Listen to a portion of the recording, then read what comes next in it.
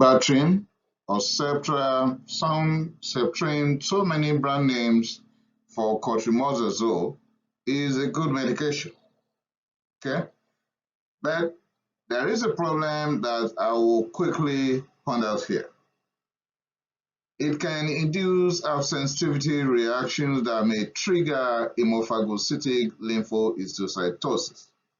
In other words, when you use cotrimazole, depending on the brand that is available in your country, the individual may come down with HLH. HLH is a life-threatening syndrome. It is associated with abnormal regulation or dysregulation of the immune system, leading to hyperactive macrophages that may overpower the blood-forming cells, otherwise known as hematopoietic cells. It is good to diagnose HLH early, and if that is done, that will reduce mortality because it is deadly. But the lifespan will be cut short if it is not diagnosed early. It is mostly found in pediatric age group, but it could also be found in adults. If you want to know more about hemophagocytic lymphohistiocytosis, please kindly click on this video link. Now, we'll talk more about BACTRIM or SEPTRA or SEPTRIM. Let's go. You're welcome to my channel. Thanks for visiting. Thanks for subscribing to my channel, but if you haven't subscribed, please kindly do that right now. Today, the topic will be BACTRIM or SEPTRA, that is trimethoprim with sulfametozazole, two medications combined under the name cotrimazole. These medications could come under different brand names, could be BACTRIM, SEPTRA or SEPTRIN, BACTRIM DS, that is double strength, sulfatrim pediatric, apple sulfatrim, protrin DF, tevatrimel DS, or sulfatrim DS. It belongs to the class of medications known as sulfonamide derivative antibiotic. The strength. I've decided to bring the strength of this medication out because we are single strength and double strength. Under the single strength, that is going to come with sulfametozazole, that is SMX, 400 mg, and trimethoprim, TMP, 80 mg. While the double strength will be sulfametozazole twice the dose of the single strength. So instead of 400 mg, it will be 800, and trimethoprim instead of 80 mg will be 160. So single strength, double strength. Forms can be in form of solution for intravenous use. In that case, we can have sulfametozazole 400 mg with trimethoprim 80 mg combined in 5 ml intravenous. Could come in form of suspension for per-oral usage, like sulfatrim pediatric oral, 200 mg to 40 mg per 5 ml, meaning 200 mg sulfametozazole and 40 mg trimethoprim. And it could be sulfametozazole trimethoprim oral, 200 to 40 mg per ml. It could be in form of tablet per oral use, like BACTRIM DS, and that will come with sulfametozazole 800 mg and trimethoprim 160 mg. That is double strength. While single strength would be 400 to 80 mg, and double strength again as 800 to 160 mg. Dosing. Single strength could be given per oral every 12 hours or 24 hours, while double strength could also be given per oral every 12 hours or 24 hours. Okay, for intravenous route, we will make use of the level of trimethoprim component to determine the dose per day as intravenous 8 to 20 mg per kilogram per day of the trimethoprim component of the codrimazole. Then we will divide whatever the total daily dose is into 2 to 4 divided doses. So don't be confused. I have an example right here. Okay. So the example here is that if 10 mg per kilogram per day of trimethoprim is prescribed to be given intravenously to a 70 kilogram man, then our total daily dosing will be 700 milligrams of trimethoprim. Okay? Then we will give that, if we are going for 2 divided doses, as 350 milligrams of trimethoprim intravenously every 12 hours. But if we are going for 4 divided doses, we will go for 175 milligrams of trimethoprim intravenously every 6 hours. Now, uses. In urinary tract infection, acute otitis media, chronic obstructive pulmonary disease with acute exacerbation, in traveler's diarrhea, in pneumocystic jirovecii pneumonia, formerly known as pneumocystic carinii pneumonia in HIV. A bite wound, either human or animal bite, for both prophylaxis and treatment. In diabetic mellitus foot infection, epididymitis, in granuloma inguinale, in brain abscess, in osteomyelitis. Still on uses, this is a pretty great one, that is methicillin-resistant Staphylococcus aureus. So when we are dealing with that, we can just go for our BACTRIM or SEPTRA or SEPTRIM. That would be great. Also in meningitis, spontaneous bacterial peritonitis, peritonitis generally, prostatitis, prosthetic joint infection, in septic arthritis, Q fever, in prophylaxis in HIV positive patient against Toxoplasma gondii or encephalitis, in melioidosis and shigellosis. Adverse reactions.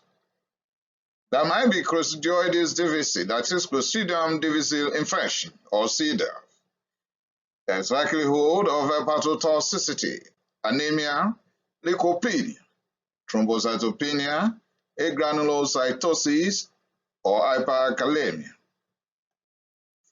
Also, part of adverse reactions will include hypoglycemia, hyponatremia, tinnitus, cholestatic jaundice, and prolonged QT syndrome. Here, let me lay more emphasis. With prolonged QT syndrome, if there is no correction on time, there might be torsade de pointes. Torsade de pointes can degenerate to monomorphic ventricular tachycardia. Monomorphic ventricular tachycardia can degenerate to polymorphic ventricular tachycardia. Without correction, it can go down the hill to ventricular fibrillation. Without defibrillation, we may run into asystole. Without instituting advanced cardiac support, calling code blue on time, asystole may lead to death, and the patient will end up in the morgue. Still on adverse reactions, there might be hypersensitivity reactions, which may be immediate or delayed. While in medical school, I've seen that, and in practice, I've also seen that. So immediate hypersensitivity reaction could be anaphylaxis, urticaria, or angioedema. While delayed hypersensitivity reaction could be Stevens-Johnson syndrome, toxic epidermal necrolysis. Dress is not to wear a cloth, it's drug reaction with eosinophilia and systemic symptoms syndrome. There might be erythema multiforme and generalized acute enzymatic pustulosis. Still on adverse reactions, the individual could come down with nephrotoxicity when used with cyclosporin. TTP, thrombotic thrombocytopenia purpura, and respiratory system will not be spared because it could now lead to pulmonary infiltrates, and the individual will start coughing and become dyspneic. Contraindications. When we come across any of these, we will not give this medication. Number 1, hypersensitivity to several drugs, then hypersensitivity to trimethoprim, hypersensitivity to any component of the formulation of this medication, anyone with history of thrombocytopenia in the past as a result of the use of sulfamethoxazole and trimethoprim or sulfonamide, or any infants less than 2 months old, we will not give this medication in all these situations. Also, we will not give this medication in all these situations. 1, severe renal disease, then severe hepatic damage, megaloblastic anemia secondary to folate deficiency, blood dyscrasias, pregnancy or breastfeeding. We will not give this medication under these situations. Still on contraindications, premature infants, acute porphyria, we must delay pregnancy till 1 month after the use of this medication. And if we must use this medication in pregnancy, it should be for the shortest time and not towards delivery. You will know why in a bit. Now, drug-drug interaction. Please contact your pharmacist or your clinical pharmacologist who will be able to guide you appropriately. You know what? In medicine, it's collaborative. No one is an island. No one can fix it all. No. That is why I've been giving some section of this presentation to some of my colleagues in pharmaceutical industry. I mean, the pharmacists and clinical pharmacologists. Monitoring. We can monitor using complete blood count, potassium level, remember hyperkalemia, right? Calcium, sodium, blood urea nitrogen, creatinine, liver function test, thyroid function test. Mechanism of action. Trimethoprim will inhibit the hydrofolic acid reduction to tetrahydrofolate, and that will result in sequential inhibition of enzymes of the folic acid pathway. Sulfamethoxazole, on the other hand, will interfere with bacterial folic acid synthesis and growth through inhibition of the hydrofolic acid from PABA, that is para-aminobenzoic acid. Warnings. I'll start with the horrible one, that is fatality is possible with the use of this medication from agranulocytosis, aplastic anemia, if not corrected on time. Also from hypersensitivity that could lead to toxic epidermal necrolysis or Stevens-Johnson syndrome. Like I said earlier, I have seen this happening. Okay, I've seen this happening while in the medical school and also in practice. Most of the people don't know that they could die from this medication. Now, the awareness is coming out more and more, right? Also, severe liver damage could lead to fatal hepatotoxicity. Hyperkalemia, you know the effect on the heart, right? Hypoglycemia, you know what that could cause in minutes. And also hyponatremia. Still on one is avoid this medication if there's history of allergy to SEPTRA or sulfasalazine or lysis.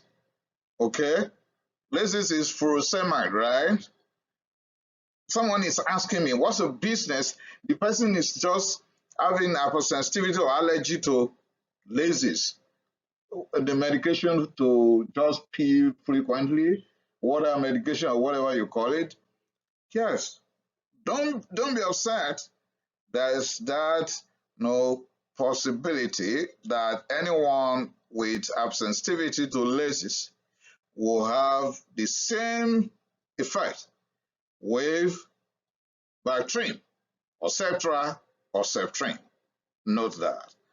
Probability of cross-reactivity can occur with loop diuretics, which lysis is one, thiazide or oral hypoglycemic, like filling the gap. Be cautious with impaired liver. I've just said fetal hepatotoxicity is possible, kidney, thyroid gland problem, and respiratory tract problem. Still on warnings, be careful in asthmatic patients, and don't use this medication with leucovorin in anyone with HIV that is being treated for hemophagocytic lymphohistiocytosis pneumonia, and with that, there may be treatment failure. And don't use this in neonates because you can teach them to kernicterus. There can be hyperbilirubinemia.